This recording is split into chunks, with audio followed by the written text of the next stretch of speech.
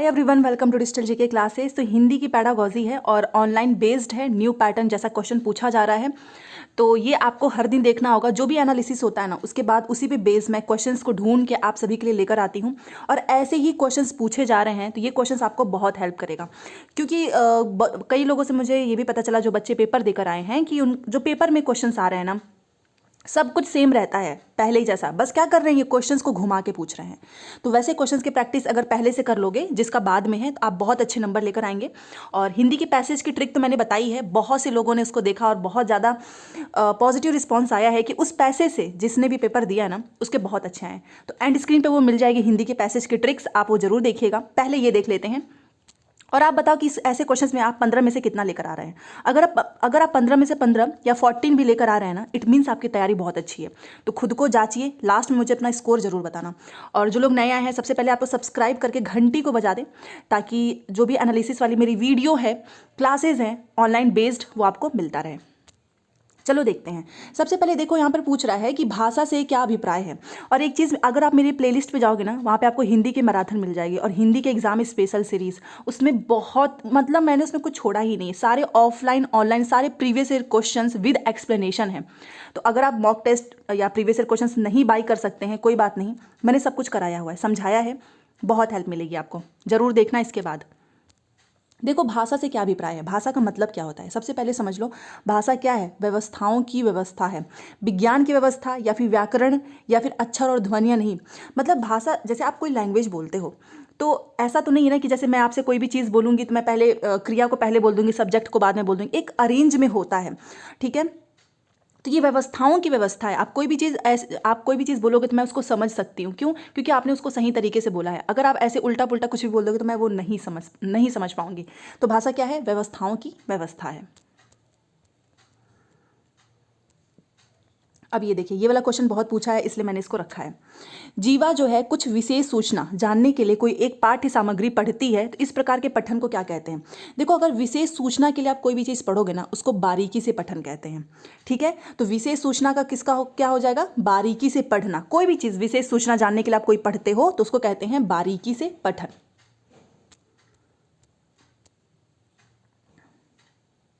अब ये देखिए, आपको थोड़ा सा ये प्रिंट छोटा दिख सकता है, इसको थोड़ा सा आप क्वालिटी बढ़ा के देखेंगे, आपको दिख जाएगा अच्छे से।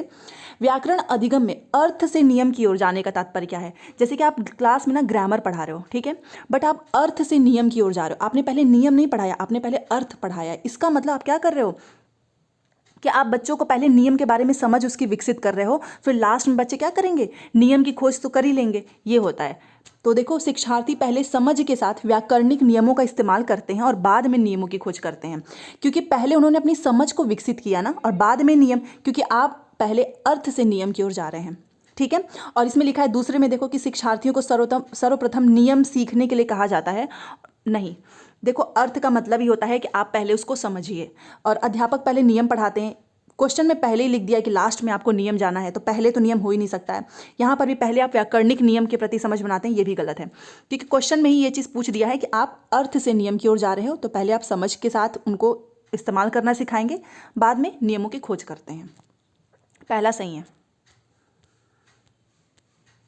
अब ये देखिए, इसमें देखो लिखा है कि शिक्षार्थी के वाचन कौशल, मतलब कम्युनिकेशन, संप्रेषणात्मक क्षमता को विकसित करने के लिए सर्वाधिक उपयुक्त आकलन कार्य कौन सा है।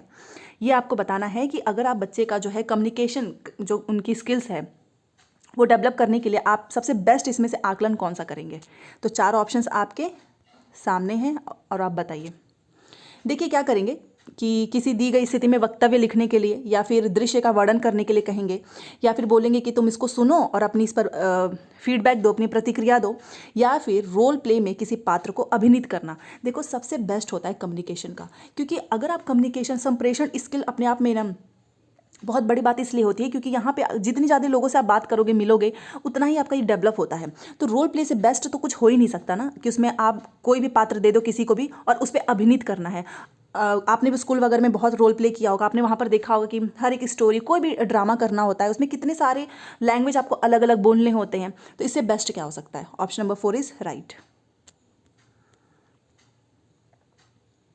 अब ये देखिए, निम्न में से कौन सा अधिगम के लिए आकलन है? अच्छा, आकलन का क्वेश्चन इस बार आपने, कल मैंने एनालिसिस भी आपको दिखाया था ना, आकलन से क्वेश्चन बहुत पूछ रहा है।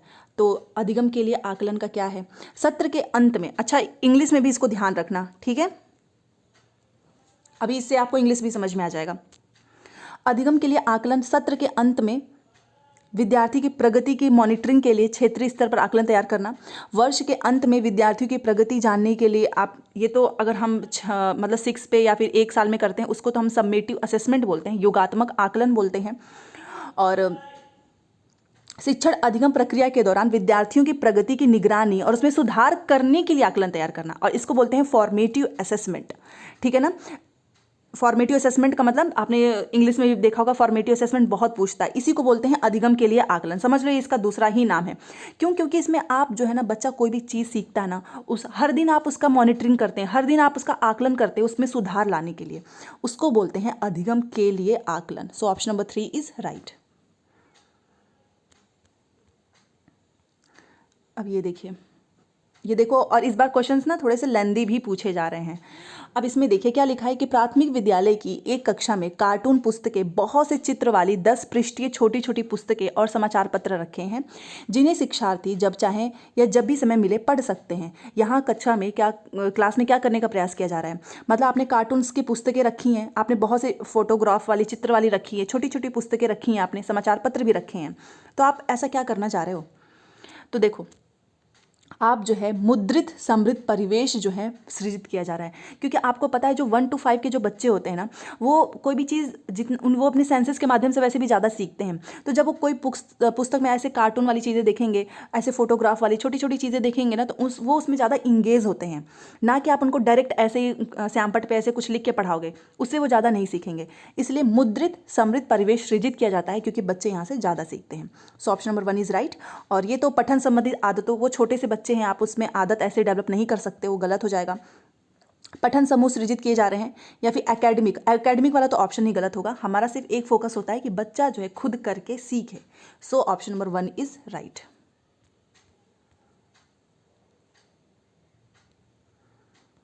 हाँ, ये हो गया। चलो ये वाला देखते हैं, और ये क्वेश्चन कई बार पूछा हुआ है। ये देखिए, भाषा की संलग्नता से क्या आशा है? मैंने हमेशा बताया है, संलग्न का मतलब होता है जुड़ा होना, ठीक है। तो इसमें क्या नियम सिखाते हैं? बिल्कुल भी नहीं। क्या इसमें अधिगम के लिए शिक्षार्थियों के साथ काम करते हैं अध्यापक भाषा अधिगम के लिए? ये भी नहीं होगा। शिक्षार्थी शब्दों और वाक्यों का अर्थ समझे बगैर इन्हें डिकोड करते हैं, ये तो एकदम गलत है कि अर्थ ही नहीं समझ रहे हैं। शिक्षार्थी भिन्न भिन्न उद्देश्यों के लिए भाषा का प्रयोग करते हो, सीखते हैं, इसको बोलते हैं संलग्न। संलग्न का मतलब आप जो है हर एक ऑब्जेक्टिव में क्या कर रहे हो? भाषा का प्रयोग कर रहे हो, सीख रहे हो, अलग अलग उद्देश्य के लिए। इससे बेस्ट क्या हो सकता है भाषा को सीखने का? So option number 4 is right.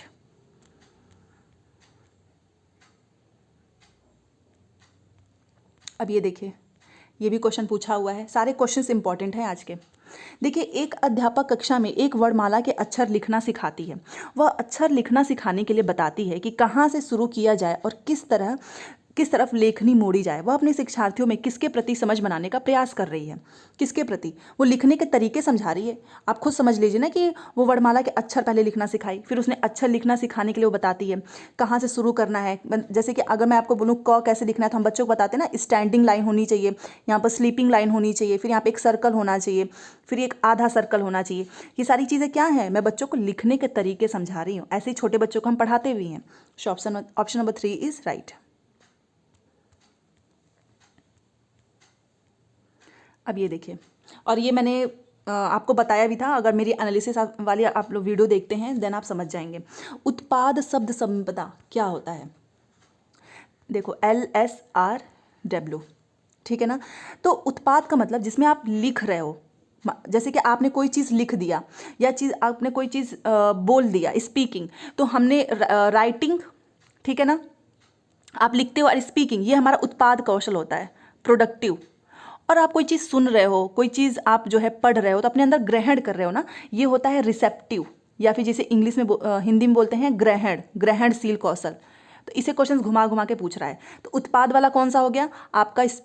उत्पाद वाला आपका हो जाएगा, यहाँ पर देखिए, एक तो राइटिंग, ठीक है, एक स्पीकिंग। तो इसका ऑप्शन नंबर 3 हो जाएगा हमारा राइट, क्योंकि जिसमें हम लेखन वाचन, ट्रिक बता देती हूँ। देखो, कोई भी चीज़ आप अपने अंदर ग्रहण करते हो ना, आप जैसे कि अभी मैं आपको पढ़ा रही हूँ ना, तो आप सुन रहे हैं, ठीक है।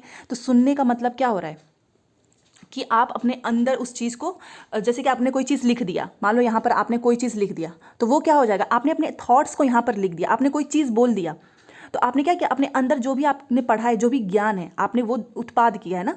और कोई भी चीज़ अगर आप अपने अंदर ग्रहण कर रहे हो, जैसे कि पढ़ रहे हो, सुन रहे हो, तो इसका मतलब वो क्या हो जाएगा, ग्रहणशील कौशल है। तो उत्पाद का मतलब ही है कि आप अपने थॉट्स को बताइए, अपने ज्ञान को बताइए। आपको मैथ आती है तो आप बच्चों को मैथ्स पढ़ाएंगे, लिख कर पढ़ाएंगे, बोल के पढ़ाएंगे, वो सब उत्पाद कौशल है। So option number 3 is right.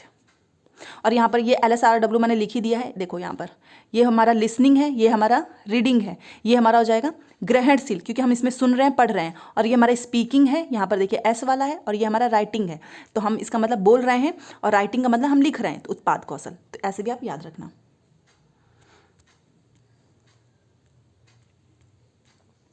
अब इसको देखते हैं, भाषाओं के अधिगम के बारे में कौन सी बात सही नहीं है, गलत वाला बताना है। तो पहला देखते हैं कि मातृभाषा हमारा कॉग्निटिव डेवलपमेंट में मदद करता है, संज्ञानात्मक वृद्धि में। ऑफ कोर्स मातृभाषा जो है दूसरी भाषाओं के अधिगम को बाधित करती है, एकदम गलत। हमारा जो मदर टंग होता है ना, यही इसमें सही होगा, हमारा जो मदर टंग होता है ना, वो बाधा नहीं, इवन उसमें हमको सपोर्ट देता है। अगर आपको इंग्लिश बोलना सीखना है ना, तो आपने देखा होगा अपने दिमाग में हिंदी में, जैसे इंग्लिश सीखते हो तो आप पहले जो हिंदी आपकी जो मातृभाषा होती है ना, उसको आप ट्रांसलेट करते हैं इंग्लिश में। तो क्या आपको बाधा करता है? बिल्कुल भी नहीं। और ये गलत है, और हमसे गलत वाला पूछा है। बाकी सब सही है कि ये इंटरलिंक्ड होते हैं, और इसमें लिखा है कि इससे अगर मातृभाषा में सीखने से हमारा जो कॉन्सेप्चुअल अंडरस्टैंडिंग है वो भी बढ़ती है।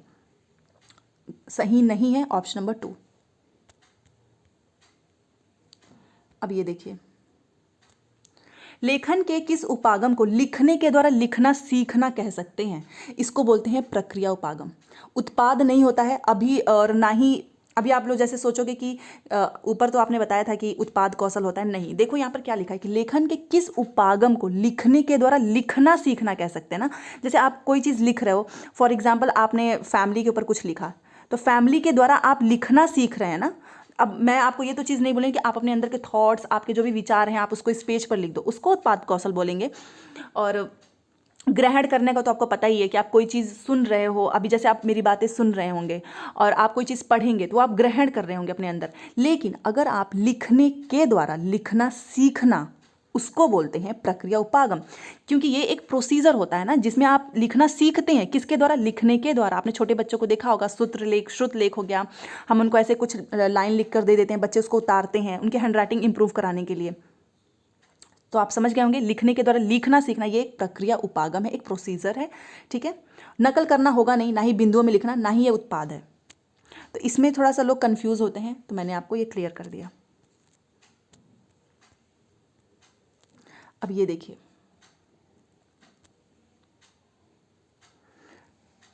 थोड़ा सा इसको आपको जूम करना होगा, थोड़ा सा आप अपनी फ़ोन की ना क्वालिटी थोड़ी सी बढ़ा लेना बस।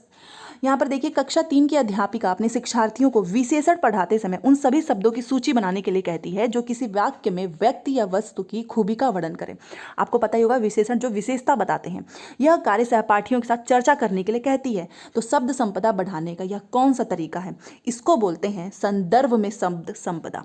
और अगर आपने मेरी टैग वर्ड्स हिंदी की देखा होगा, तो वहाँ पर मैंने टैग वर्ड्स में लिखा है कि कोई भी चीज़ जो संदर्भ में बोल देता है ना, तो वो सही हो जाता है। शब्दों के साथ संबंध बैठाना, वर्णन करने वाले शब्द या विशेषण नहीं। आप क्या कर रहे हो, आपने देखो, आपने क्या किया कि बच्चों को पहले विशेषण पढ़ाते समय उन सभी शब्दों की सूची बनाने के लिए कहती हैं, ठीक है, जो किसी भी वाक्य में व्यक्ति वस्तु के खूबी वर्णन करते हैं। और सहपाठियों के साथ चर्चा करने के लिए आप कहते हो, तो इट मीन्स कि आपने इस संदर्भ में बच्चों को क्या किया है, शब्द संपदा भी सिखा दिया है। क्योंकि यहाँ पर लिखा है ना, शब्द संपदा बढ़ाने का यह कौन सा तरीका है, तो ये है इस कॉन्टेक्स्ट में संदर्भ में शब्द संपदा। So option number 4 is right. बहुत इजी है, अगर आपने यहाँ पर क्वेश्चंस का ये पकड़ लिया ना, देन आप ये आराम से कर लोगे, क्योंकि देखो ये सिमिलर ही तो है। अब ये देखिए, और इस बार भी एनईपी के क्वेश्चंस बहुत ट्रेंड में हैं और आपको ध्यान रखना है। और एनईपी की मैंने क्लास भी ली है। देखो हिंदी में पूछा है, आपको ये याद रखना है 2020 के अनुसार विद्यालय शिक्षा का, इसको याद रखो 53-34 से। 53-34 ये इसकी सीरीज़ है, बीच में प्लस लगा देना। Option number 1 is right.